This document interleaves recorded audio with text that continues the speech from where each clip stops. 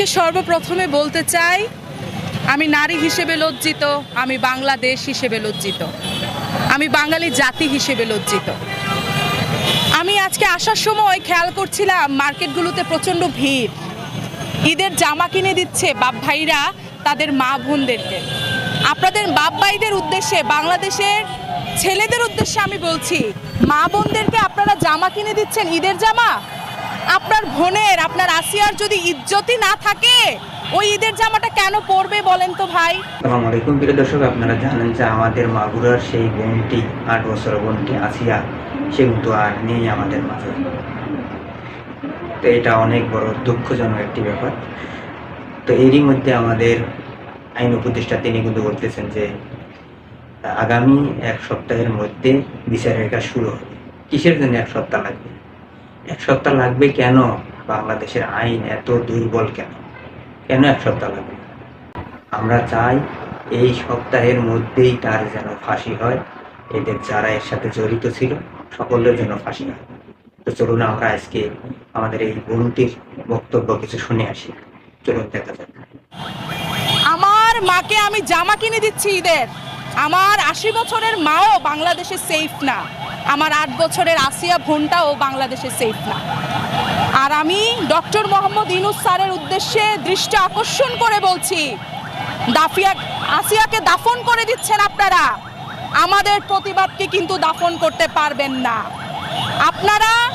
আমরা যখন জুলাইয়ের আন্দোলনে যাই, আমার শহীদ বন্ধু আমাকে বলে গিয়েছে, আমাদের ঢাকা শহরের অলিতে গলিতে অনেক পোস্টারে লেখা দেখবেন, লেখা আছে শহীদদের বক্তব্য। সেখানে লেখা ছিল, আমার বাবা নেই, আমার একটি বোন আছে, তোমরা সবাই আমার বোনটাকে দেখে রেখো।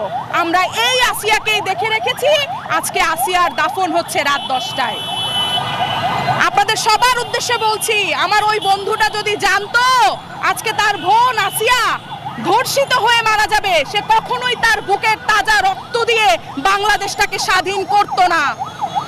আমি মৃদুল যখন জুলাইয়ের আন্দোলনে যাই, পিছন দিয়ে গন্ডগোল হয়েছিল ভাই, তখন মনে হয়েছিল এই বুঝি শেষ, বাপ ভাইয়ের সাথে আর দেখা হবে না, মার সাথে আর দেখা হবে না, শেষ, দেশের জন্য জীবনটা দিলাম আর কি। কিন্তু যখন বেঁচে ফিরলাম, মায়ের চোখের দিকে তাকাই বলছিলাম, আমার মাতৃভাষা, আমার বাংলাদেশ, আমার মাকে হয়তোবা নতুন করে সাজাবো, নতুন দৃষ্টিকোণ থেকে দেখব, নতুন বাংলাদেশকে দেখব। হ্যাঁ, আপনারা আমাদেরকে নতুন বাংলাদেশ উপহার দিছেন।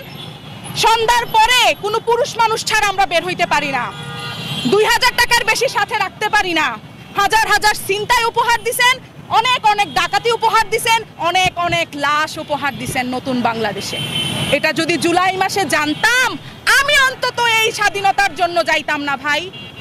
আজকে আসিয়ার মৃত্যু হয়েছে, জায়গায় জায়গায় পোস্টার হচ্ছে, জায়গায় জায়গায় ফেসবুকে স্ট্যাটাস দিচ্ছে আমার ভাইয়েরা, কিন্তু আজকে আমাদের বাংলাদেশে মানে প্রতিবাদটা হয়ে গেছে কেমন যেন ফেসবুক ভিত্তিক।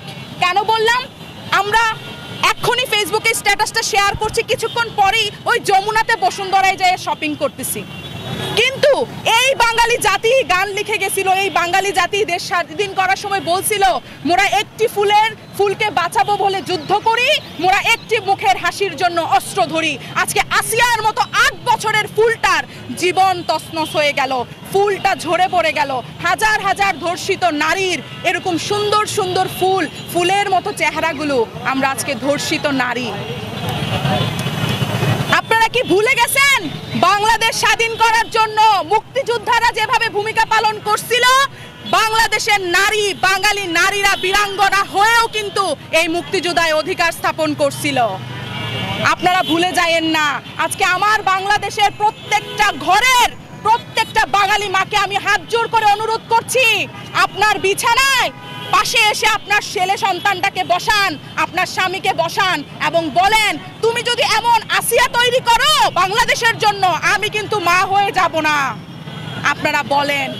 আমার আইনজীবী ভাইদের উদ্দেশ্যে বলছি, আপনারা যখন একটা ধর্ষকের কেস লড়েন, এর থেকে দুঃখের আর মনে হয় কিছু হয় না ভাই।